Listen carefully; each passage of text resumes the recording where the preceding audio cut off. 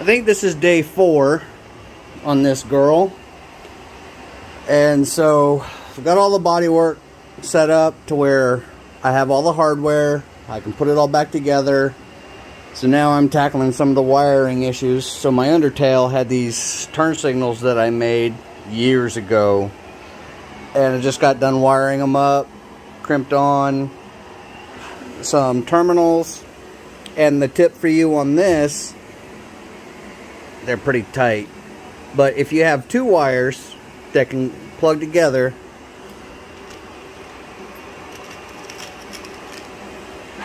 take and put a female and a male on each of the wires, and then obviously on the other 2 wires you just opposite that. That way if you ever take it apart and you go to put it back together, you can't plug it up wrong. And in this case what I did was, if I put, see, I put a male on the black and female on the red. Over here I did the exact same thing for the other side.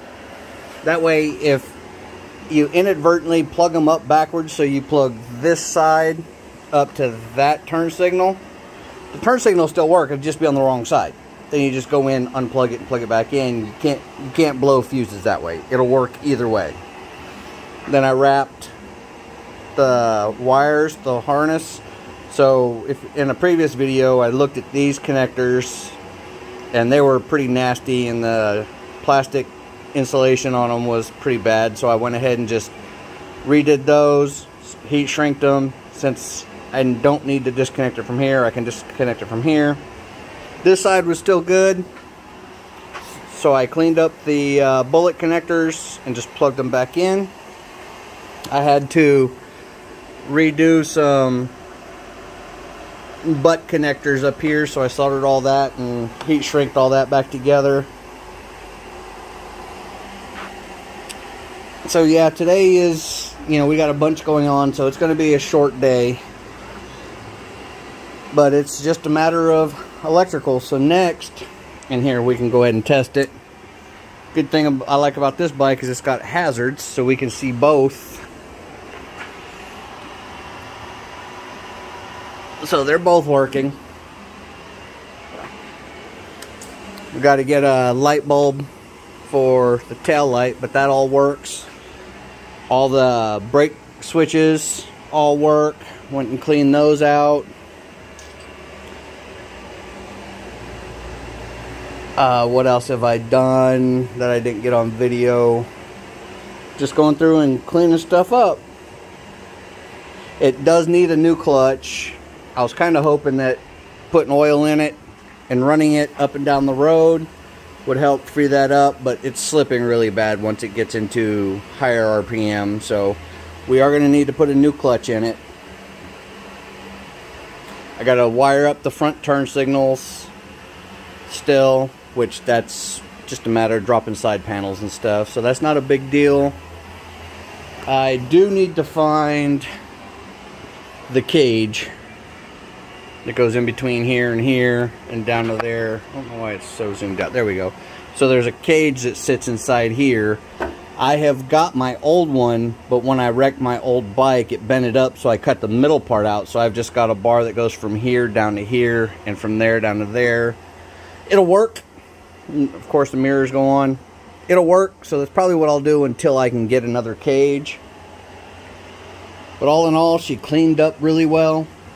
The friend of mine last year that I sold my white wheels to, he still got them. They won't work on his ZX6, so he's going to sell those back to me. So I'm really excited about that, because the red and the white wheels really pops, although white wheels suck to try and keep clean. Brakes are good. Brakes are working really well now. When I first test rode it without any of the body work on, there was hardly any brakes, but flushing out the fluid seems to have cured that. I've got my old exhaust system, which is back over there on the ground. I think we can, yeah, my shop's a mess. It's always a mess because I'm doing 100 million things.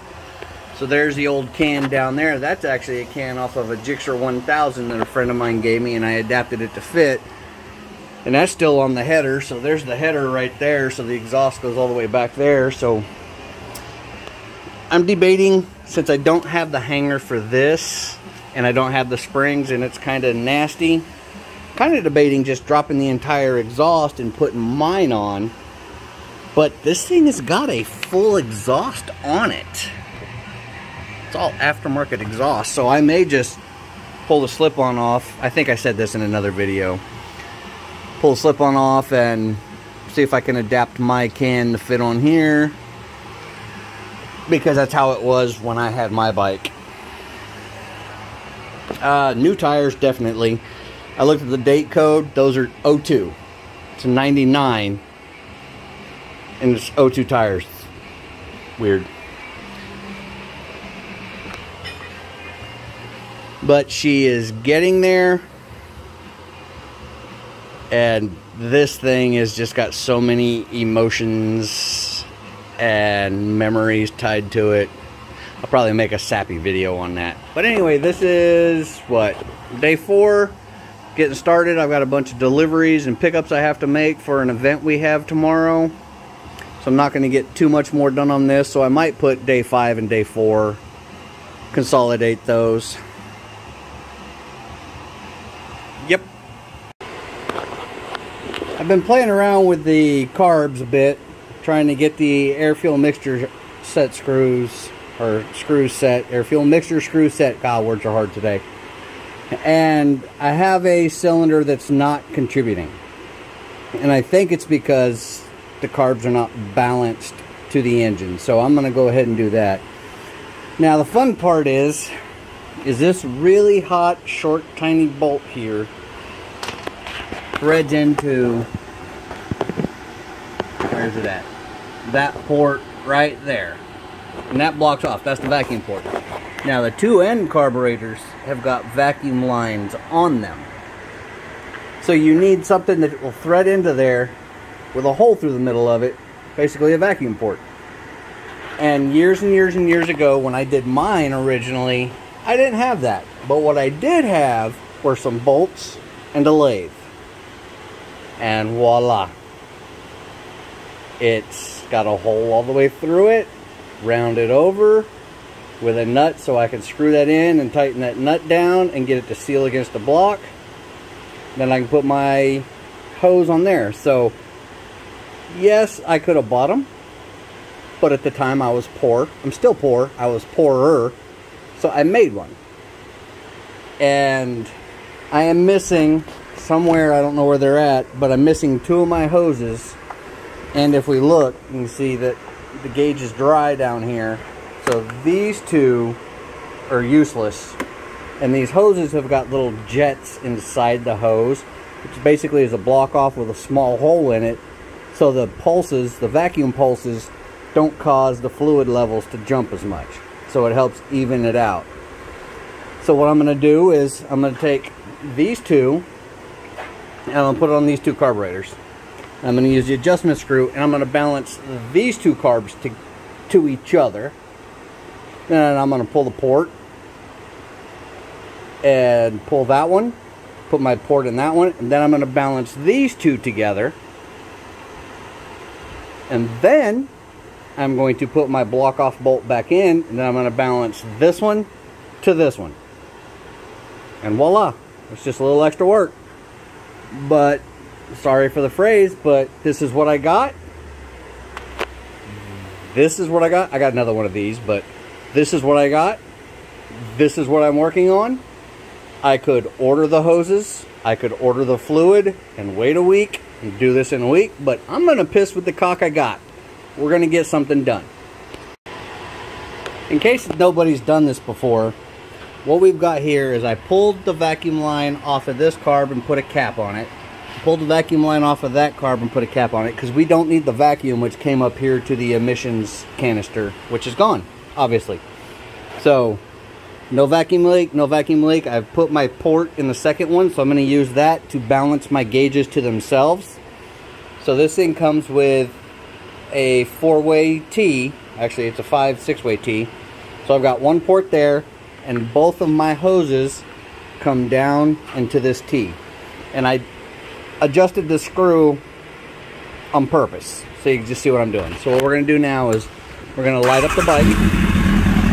Both gauges are getting vacuumed from the same port. And we're gonna come over here and see what our gauge tells us. Gauge tells us this one's a little low. So we are going to adjust it.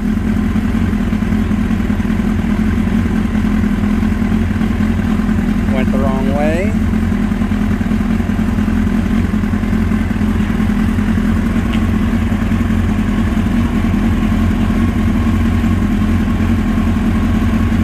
So now we can see the levels on the same vacuum source read the same readings. So we are going to turn the bike off. I'm going to put that down. I'm going to pull this out.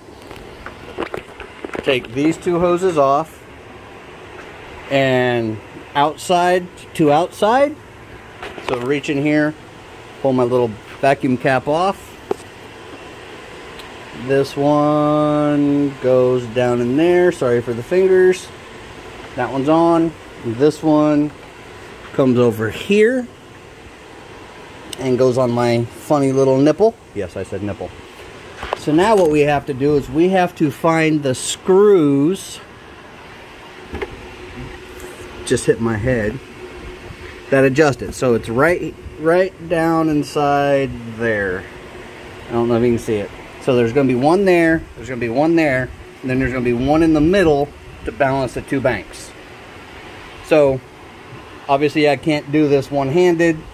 So I'm going to get this one done and we'll see what we got. Well, let's see how bad they are first.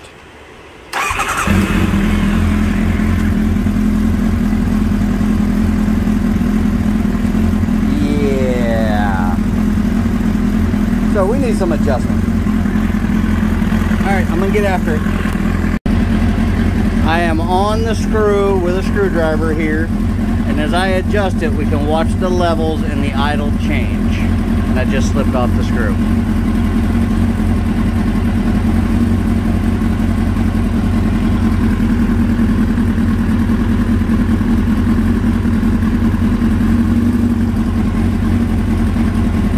There we are. Overshot it just a little bit.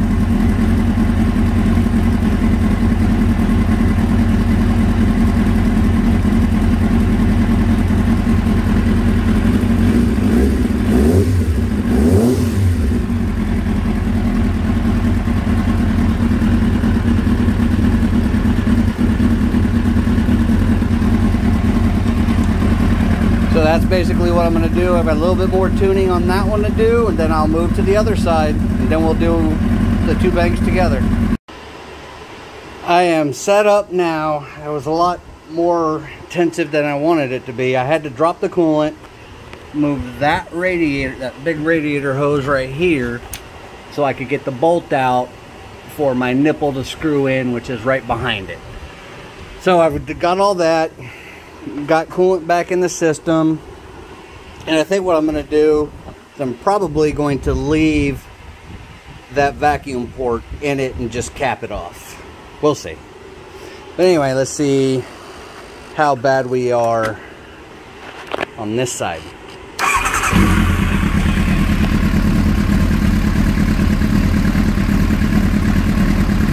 Those two actually are not bad.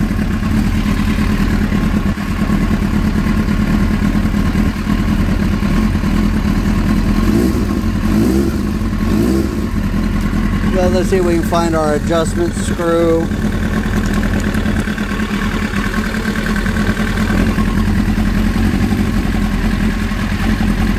Going the wrong way, so let's go the other way. Looks like I went a little too far.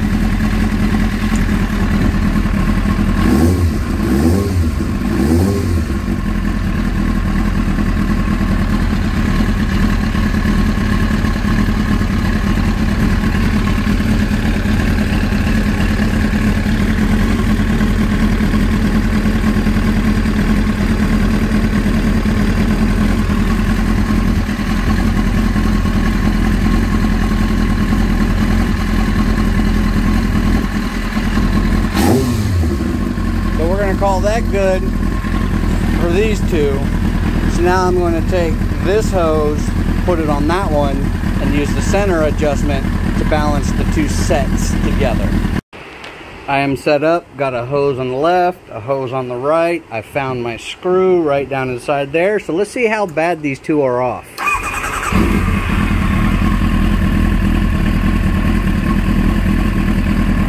Not terrible, but they need adjustment.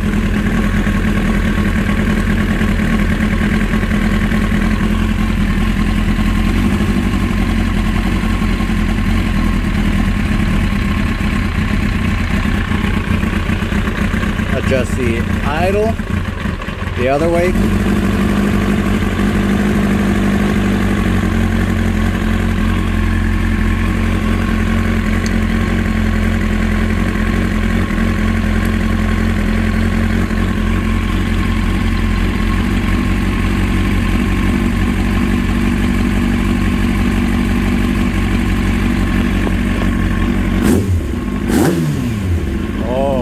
Yeah, baby.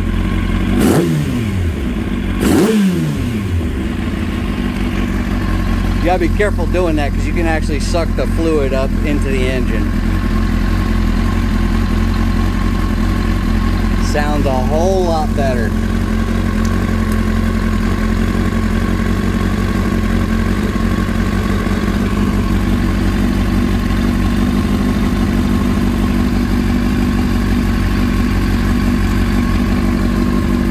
There we go. Let's take our idle down a little bit.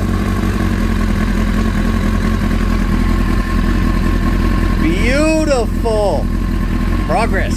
I've got the carb synced and everything seems to be running a little bit better and a little bit smoother. To lower the RPMs. Right now it's idling at about 1,000 RPM and it stays running and it's nice and smooth. And here's a test if you're trying to figure out if you have a problem in a cylinder. So these are the spark plug coils. You pull one off and listen to the engine. You can hear that the engine is struggling now. So that means that that plug is contributing to the overall running of the engine. So you plug it back in, you can hear it speed back up.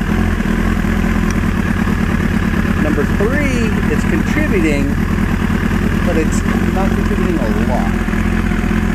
2 is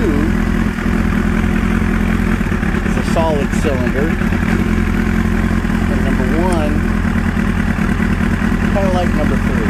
And I think what that has to deal with is I let it cool off a little bit and I pull all the the coil wires off, pull this plug and stuck my compression tester in there, and I'm still running at about 90 psi. It should be 190 to 235. So I think we need to run it hard, see if those rings come back. Fortunately, it may mean the engine's got to be dropped out and put new rings and tone the cylinders. So we'll see. I mean, it's running good. It revs nice. So I just think get a little bit of pressure on it will actually help those things seat. Right now we're just running in idling with no load. I think once we get a load on it, hopefully those will come back. Anyway, that's where we're sitting at now. We'll go ahead and button up back up the top. I did get turn signals wired in. These came unplugged. Let me pause this from there. We can see the LEDs flashing there and there. Move over to the right turn signal. We got lights there and there. The headlight harness is in. Headlight works. So I think now, I think now my biggest issue is getting a clutch in it. So I think what I'm going to do is I'm going to drop the oil. I'm going to pull the clutch cover off and see if the gasket's savable. If it's savable, then what I'll do is I'll pull these springs out and I'll find my old springs that were in my clutch and I'll have a look at the actual plates. But I think it's probably just the springs. They've been sitting a long time with no use. So, oh, we have brake light there and brake like there, that's the rear brake, and that's the front brake. So she's coming together. It revs so much better. So as I go ahead and put this air box back together, I had to do a tech call. And the guy's in another country. Really nice guy. I like him a lot. We got his CNC machine spindle going again.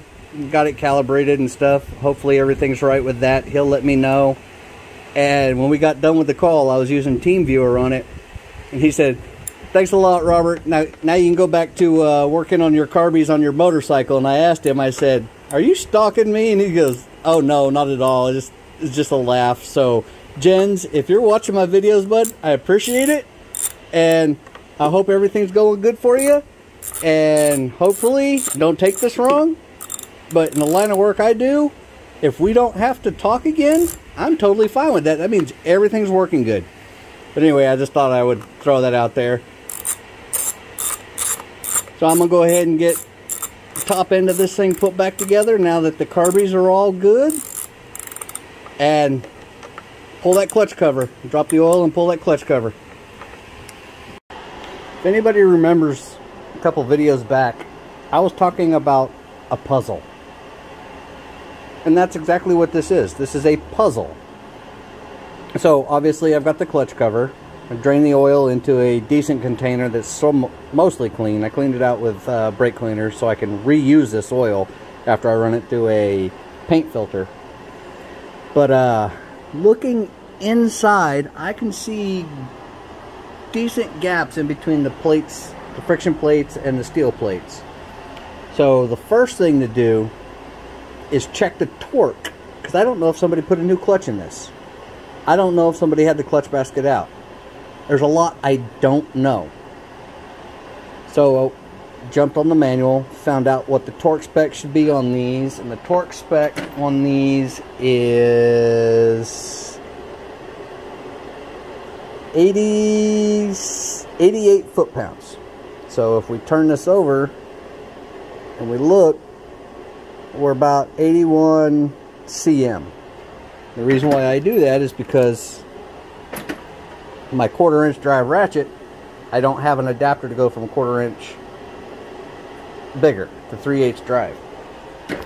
But my 1/2 inch drive ratchet, I have an adapter to go down, so I just find this KGS or CM equivalent, which is right there, and stick it on there, and let's see what we get.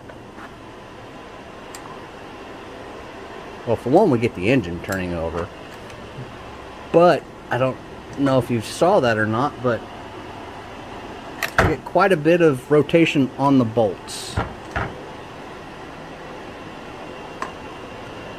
So let's come over here,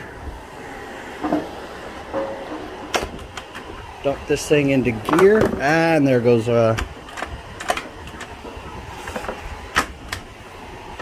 there we go. So we're in gear now. And if we need to, we can step on this pedal to give it some brake pressure.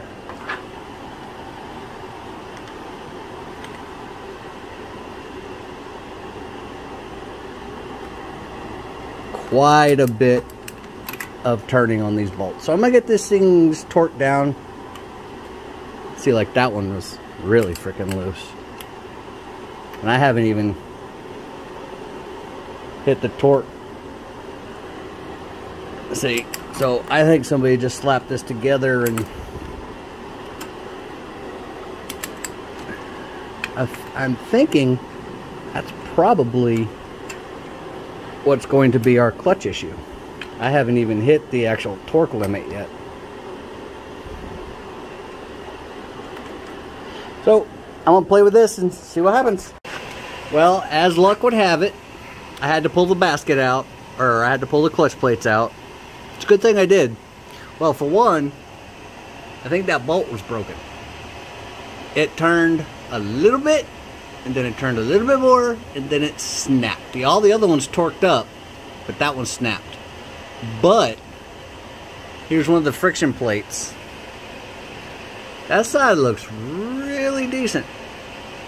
But when you flip it over, there's a lot of, well, a whole lot of nothing and a lot of damage. So, I guess that tells us what we're going to do. I'm going to try and get a left-handed drill bit, try and drill that out and see if I can pull that rest of that bolt out. If not, I got to pull that whole damn basket. But, you know, hey, it is what it is. So, a lot of these steel plates look pretty burned as well. Might clean up, but it just so happens I got that stuff. So, I'm going to get to drilling on this and see if I can get that extracted. Left-handed drill bit, it'll spin it, it'll drill into it, and try and spin it out at the same time. If not, I might be able to put a pilot hole in there and get an easy out to pull it out. It should come right out, hopefully. I say that now, but we'll see. So, I was digging in the Horde. My wife wonders why I don't throw shit away. So this is the old clutch. We have 10 friction discs and 9 steel plates. Somebody, when they tore their old engine down, had the forethought to bag and box everything. Oh, by the way, I got the bolt out, no big deal. Left-handed drill, easy out, came out. So there's the springs and the bolts from my old clutch. And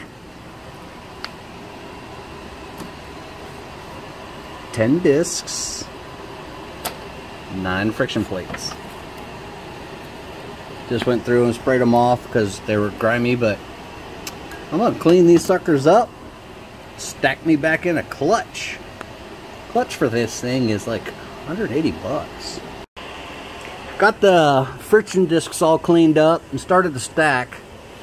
And I've done a lot of clutches where they have little dots on the actual friction plates, or like letters or numbers, and you have to align those a certain way.